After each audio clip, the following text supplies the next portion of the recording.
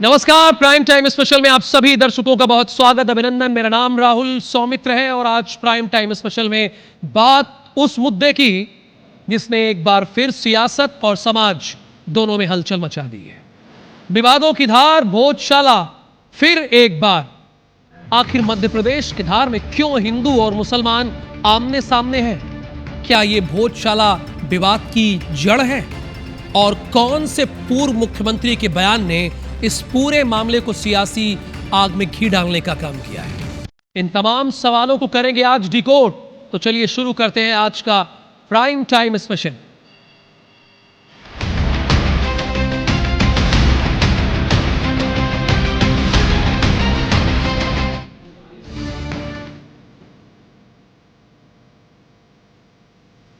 मजहब नहीं सिखाता आपस में बैर रखना, लेकिन आज मध्य प्रदेश के धार में हालात इससे ठीक विपरीत है। धार में मौजूद एक ऐसा स्थल जहां इतिहास के शब्द आज भी गूंजते हैं। हम बात कर रहे हैं भोजशाला की, जो इस समय विवादों के केंद्र में है, जहां हिंदू मुस्लिम आमने सामने आ गए हैं। असल में इस बार बसंत पंचमी का पर्व 23 जनवरी यानी शुक्रवार को पड़ रहा है। ऐसे में जिले के विवादित धार्मिक स्थल भोजशाला को लेकर चर्चा शुरू हो गई है। वहीं शुक्रवार का दिन मुस्लिम समाज के लिए खास होता है और इस दिन जुमे की नमाज अदा की जाती है। लेकिन इस बार शुक्रवार को ही बसंत पंचमी पड़ने से मामला जरा उलझ गया है, क्योंकि बसंत पंचमी पर हिंदू समाज को भोजशाला में पूरे दिन पूजा करने की अनुमति है। ऐसे में धार में माहौल गर्म है। क्यों गर्म है, आपको अपनी इस रिपोर्ट में दिखाते हैं।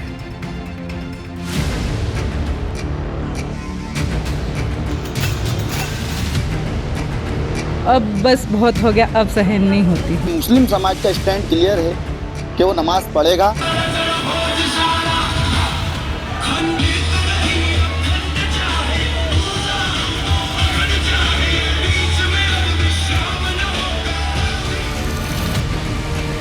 भोजशाला ये वही स्थल है जहां इतिहास, आस्था और कानून सालों से आमने सामने खड़े नजर आते हैं। और भोजशाला एक बार फिर सुर्खियों में। असल में 23 जनवरी 2026 को वसंत पंचमी और जुमे की नमाज एक ही दिन पड़ रही है, और यही संयोग एक बार फिर तनाव की वजह बन गया है।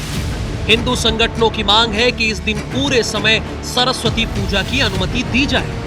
वहीं मुस्लिम पक्ष का कहना है कि शुक्रवार की नमाज उनकी धार्मिक परंपरा है और उसमें कोई हस्तक्षेप स्वीकार नहीं है। बसंत पंचमी का संकल्प व्यक्त कर रहा है हिंदू समाज, और माता सरस्वती की इच्छा है तो उनकी इच्छा से ही सब होता है। और उनकी यदि इच्छा है तो बसंत पंचमी के दिन अखंड पूजा दिन भर संपन्न होगी। हिंदू समाज तो अखंड पूजा करने के लिए ही आता है। आगे तो शासन प्रशासन को तय करना है कि वो उनका रवैया क्या रखेंगे, और बाकी माता वाग्देवी की इच्छा होगी तो अखंड पूजा अवश्य संपन्न होगी। भोजशाला का ये विवाद नया नहीं है। सालों से यहाँ पूजा और नमाज के लिए अलग अलग समय तय है। भारतीय पुरातत्व सर्वेक्षण पहले ही आदेश दे चुका है कि बसंत पंचमी और शुक्रवार एक साथ पड़ने पर सुबह से दोपहर तक पूजा, दोपहर में नमाज और फिर शाम को दोबारा पूजा होगी। लेकिन इस बार दोनों पक्ष अपने अपने रुख पर अड़े हैं। काफ़ी लंबे समय से संघर्ष चलता आया है। अब इस विषय में कुछ ना कुछ सरकार को भी सोचना चाहिए और किसी भी एक तरफा मतलब फैसला सुनाना चाहिए। और काफ़ी समय से हिंदू झेलता आया है। अब बस बहुत हो गया, अब सहन नहीं होती। हमने वो संघर्ष को देख के बड़ा हुए। अब वो समय गया, अब अखंड पूजा की ओर बढ़ना है। ना कोई विवाद, ना कोई डर, केवल समाज अपनी माँ के जन्मदिन पे आना चाहता है और अखंड पूजा सूर्य उदय से सूर्य अस्त तक करना चाहता है। मुस्लिम समाज का एक संवैधानिक अधिकार है। इस मस्जिद को हम कमाल मौला मस्जिद ही समझते हैं। और जुमे की जो नमाज होती आ रही है, और कभी भी इस नमाज में कोई विघ्न नहीं आया। हम भी शांति व्यवस्था चाहते हैं और हम यही चाहते हैं कि शहर में शांति बनी रहे और मुस्लिम समाज भी शांति व्यवस्था में बिल्कुल बढ़ चढ़कर हिस्सा रहेगा।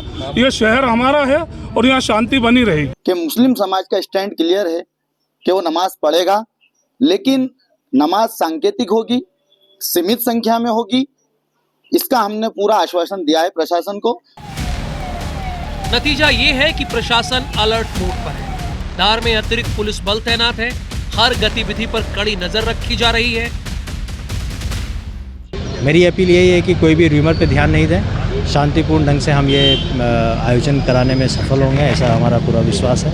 ये तो दोनों पक्षों ने भी कहा है कि ये शांतिपूर्ण तरीके से ही होगा, उसमें कोई दिक्कत नहीं है और हम भी एहतियात के तौर पर पूरी तैयारी कर रहे हैं। फिलहाल धार की फिजाओं में सतर्कता है, सुरक्षा है और इंतजार है सुप्रीम कोर्ट के फैसले का, क्योंकि 23 जनवरी को भोजशाला में सिर्फ पूजा या नमाज नहीं होगी, बल्कि ये तय होगा कि इतिहास, आस्था और कानून एक दूसरे के साथ कैसे चलते हैं। 23 जनवरी को लेकर धार में प्रशासन पूरी तरह से अलर्ट मोड पर है। हालात को शांत बनाए रखने के लिए प्रशासन दोनों पक्षों से लगातार संवाद कर रहा है और समाधान निकालने की कोशिशें जारी है। लेकिन इस बीच सियासत भी तेज हो गई है। मध्य प्रदेश के पूर्व मुख्यमंत्री दिग्विजय सिंह के एक सोशल मीडिया पोस्ट ने राजनीतिक माहौल को और गर्मा दिया है। दिग्विजय सिंह ने अपने पोस्ट में प्रशासन और राज्य सरकार से अपील की है कि एएसआई द्वारा वर्ष 2003, 2013 और 2016 में दिए गए आदेशों का पालन कराया जाए। उन्होंने लिखा कि शुक्रवार को सूर्योदय से दोपहर 1 बजे तक और फिर 3:30 बजे से सूर्यास्त तक बसंत पंचमी की पूजा कराई जाए। यानी दोपहर 1 बजे से 3 बजे तक का समय जुमे की नमाज के लिए छोड़ दिया जाए। इधर बीजेपी ने दिग्विजय को पाकिस्तान परस्त बताया और एक सवाल यह भी पूरा मध्य प्रदेश पूछ रहा है और पूरे मध्य प्रदेश से सवाल है कि आप राजा भोज को मानते हैं, जिन्होंने 1034 में वाघ देवी की प्रतिमा वहां स्थापित की थी, या फिर अलाउद्दीन खिलजी को मानते हैं जिसने 1464 में वाघ देवी की मूर्ति को खंडित किया था। सवाल आपसे भी है।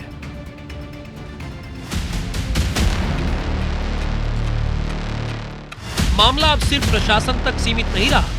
22 जनवरी को इस पर सुनवाई देश की सबसे बड़ी अदालत यानी सुप्रीम कोर्ट में होनी है। इस बीच राजनीति भी गर्मा गई है। मध्य प्रदेश के पूर्व मुख्यमंत्री दिग्विजय सिंह ने सोशल मीडिया पर पुराने आदेशों का हवाला देते हुए शांति बनाए रखने की अपील की, लेकिन उनके बयान पर सियासी बयानबाजी भी तेज हो गई। भाजपा विधायक रामेश्वर शर्मा ने कड़ा पलटवार किया और मुस्लिम समाज से जिद छोड़ने की बात कही। दिग्विजय सिंह जी पाकिस्तान परस्ती की बातें करते हैं, भगवा आतंकवाद जैसे शब्दों के माध्यम से पूरी दुनिया में सनातन को बदनाम करने की कोशिश करते हैं। और अब तो हद हो गई, उन्होंने हिंदुओं के खिलाफ सीधा सीधा बोलना शुरू कर दिया।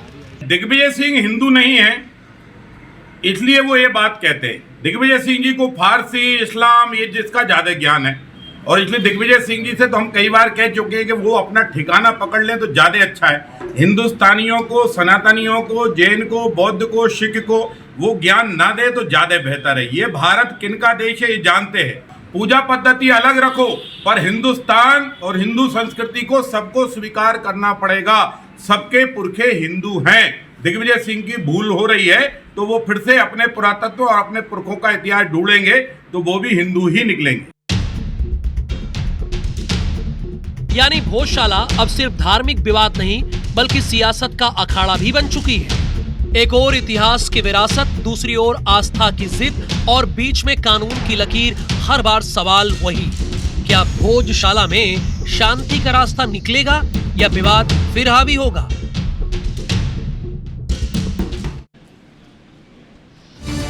ये तो बात 1034 और 1464 की है, लेकिन ये वही भारत देश है जहां प्रभु श्री राम का नाम राम मंदिर बनने में 500 साल लग गए।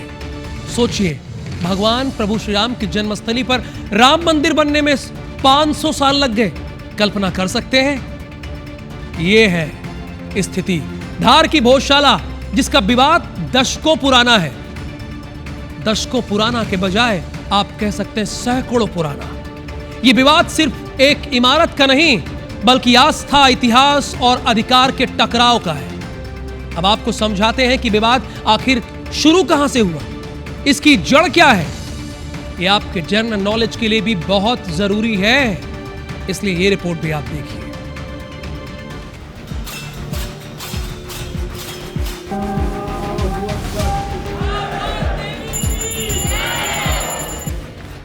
भोजशाला वैसे तो आस्था का केंद्र है, लेकिन इस पर विवाद दशकों पुराना है। विवाद की सबसे बड़ी वजह भोजशाला की धार्मिक पहचान है, जिसे लेकर हिंदू और मुस्लिम समुदाय के दावे आमने सामने हैं। असल में हिंदू पक्ष का कहना है कि भोजशाला मूल रूप से देवी सरस्वती का प्राचीन मंदिर है, जहां कभी शिक्षा और ज्ञान का प्रमुख केंद्र हुआ करता था। वहीं मुस्लिम पक्ष भोजशाला को एक ऐतिहासिक मस्जिद मानता है और दावा करता है कि यहाँ लंबे समय से नमाज अदा की जाती रही है। एक ही परिसर पर दो अलग अलग धार्मिक दावे होने की वजह से ये मामला वर्षों से विवादित बना हुआ है। 1952 में महाराजा भोज स्मृति बसंत उत्सव समिति गठित की गई। 1970 में दोबारा नमाज पढ़ने की शुरुआत हुई। 1992 में बसंत पंचमी पर साध्वी ऋतांबरा की धर्म सभा हुई। 1995 में भोजशाला पर मामूली विवाद हुआ। 12 मई 1997 को दिग्विजय ने पूजा पर प्रतिबंध लगाया।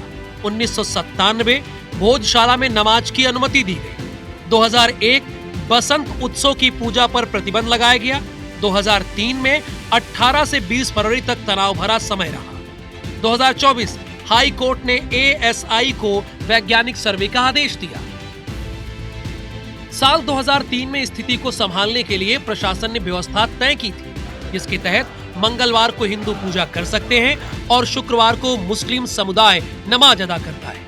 ये व्यवस्था कुछ समय तक तो चली, लेकिन विवाद पूरी तरह कभी खत्म नहीं हो सका।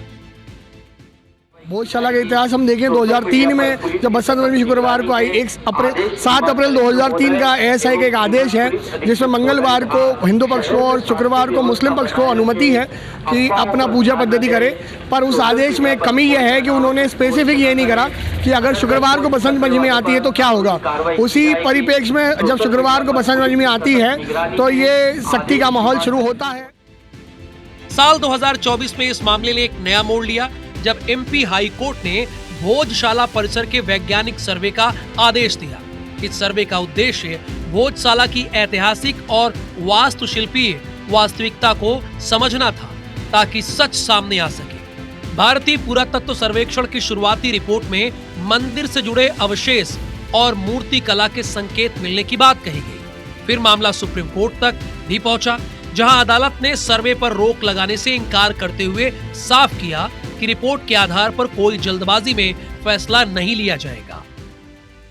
भोजशाला का इतिहास उतना ही पुराना है जितना राम मंदिर का चलते आ रहा है। देश में पहले एक नारा लगता था कि अयोध्या, काशी, मथुरा, और उसके बाद जब भोजशाला का संघर्ष देश के लोगों ने सुना तो आज भोजशाला भी देश के प्रखर मुद्दों में शामिल है कि यहाँ भी एक ऐसी जगह है कि हम वो इतिहास और वो संघर्ष देख के बड़े हुए हैं। अब दोनों पक्ष अपने अपने तर्क पेश कर रहे हैं। हिंदू पक्ष का कहना है कि ASI सर्वे से ये साफ होता है कि भोजशाला एक प्राचीन मंदिर था, इसलिए यहाँ पूजा का पूरा अधिकार मिलना चाहिए। वहीं मुस्लिम पक्ष का तर्क है कि सदियों से यहाँ मस्जिद के रूप में धार्मिक गतिविधियां होती रही, इसलिए नमाज पर किसी भी तरह की रोक नहीं लगाई जानी चाहिए। पुरातन काल से विश्व की एकमात्र संस्कृत अकादमी धार के राजा भोज ने भोजशाला के अंदर की थी, किंतु कांग्रेस के तुष्टीकरण के कारण इसको कहीं न कहीं दबा दिया गया है और इतिहास को जो मनगढ़ंत तरीके से लिखा गया है उसका यह सब दुष्परिणाम है। तो हिंदुओं का अधिकार है, इसके लिए किसी को कोई बीच में नहीं आना चाहिए। उनको एतराज होता है कि यहाँ नमाज नहीं पढ़ी जाएगी, वहाँ नमाज नहीं पढ़ी जाएगी। ये लोकतांत्रिक देश है, जमहूरी निजाम के साथ चलता है, मगर चंद दिनों से देखा जा रहा है चंद शरपसंद संगठन के लोग इस तरीके से उत्पात मचाते हैं और खास तौर पर मुसलमानों के इबादत गाहों को निशाना बनाते हैं और पूजा पाठ से रोकने की कोशिश करते हैं। ये दरअसल समाज को नुकसान पहुंचाने वाली बात है, देश को कमजोर करने वाली बात है। भोजशाला विवाद अब केवल धार या मध्य प्रदेश तक सीमित नहीं रह गया है। बल्कि इसे देश के दूसरे मंदिर मस्जिद विवादों की तरह देखा जा रहा है, जहां इतिहास और आस्था का फैसला अदालतों में हो रहा है। अब इस पूरे मामले का अंतिम निर्णय अदालतों के हाथ में है और देश की नजर इस बात पर टिकी है कि भोजशाला विवाद किस दिशा में आगे बढ़ता है। अब आपको बताते हैं भोजशाला केस में कोर्ट से सर्वे तक क्या क्या हुआ है, तो बताना जरूरी है। तो 11 मार्च 2024 हाई कोर्ट ने एएसआई को भोजशाला परिसर का वैज्ञानिक सर्वे करने का आदेश दिया। 22 मार्च 2024 एएसआई ने भोजशाला परिसर में सर्वे शुरू किया, जो करीब 3 महीने तक चला। 4 जुलाई 2024 हाई कोर्ट ने एएसआई को 15 जुलाई तक पूरी रिपोर्ट जमा करने के निर्देश दिए। 15 जुलाई 2024 एएसआई ने करीब 2000 पेज की रिपोर्ट हाई कोर्ट में सौंपी, जिसमें मंदिर अवशेषों और हिंदू मूर्तियों के प्रमाण मिलने का उल्लेख किया गया है। 19 जुलाई 2024 हिंदू पक्ष ने सुप्रीम कोर्ट में याचिका दायर करके 1 अप्रैल के अंतरिम आदेश को वापस लेने की मांग की। फिर आते हैं 20 जुलाई 2024 भोजशाला विवाद एक बार फिर सुप्रीम कोर्ट पहुंचा। एएसआई सर्वे से जुड़े मुद्दों पर नई याचिका दायर की गई। 22 जुलाई 2024 हाई कोर्ट ने एएसआई की रिपोर्ट पर सुनवाई हुई। 25 जुलाई 2024 आपकी स्क्रीन पर आ गई। जैन समाज ने भोजशाला को अपना प्राचीन गुरुकुल बताते हुए दावा पेश कर दिया। 10 अगस्त 2024 भोजशाला विवाद के बाद धार में सूर्य मंदिर को लेकर भी नया विवाद सामने आ गया। ये यथास्थिति है जो हमने आपके सामने रख दिया। तो विवादों की धार, भोजशाला फिर एक बार। लेकिन ये आप लोगों को भी सोचना चाहिए कि हम किनको अपना आदर्श मानते हैं। राजा भोज को, जिससे भोपाल और मध्य प्रदेश की पहचान है, जिन्होंने 1034 में वहां पे सरस्वती देवी मंदिर का स्थापना की, या आप आदर्श मानेंगे 1464 में जो आक्रांता आता है और उसी प्रतिमा को खंडित करता है, और वो प्रतिमा को हमारे पद्मश्री विष्णु श्रीधर लंदन में जाके बताते हैं कि ये वही प्रतिमा है जो मशहूर इतिहासकार है। तो आप आदर्श किसको मानते हैं, ये तय आप पे करता है, अदालतें तय करेंगी। क्योंकि ये वही देश है जहां पर राम मंदिर की जन्मभूमि में राम मंदिर बनने में 500 साल लग गए। हम उसी देश के वासी हैं।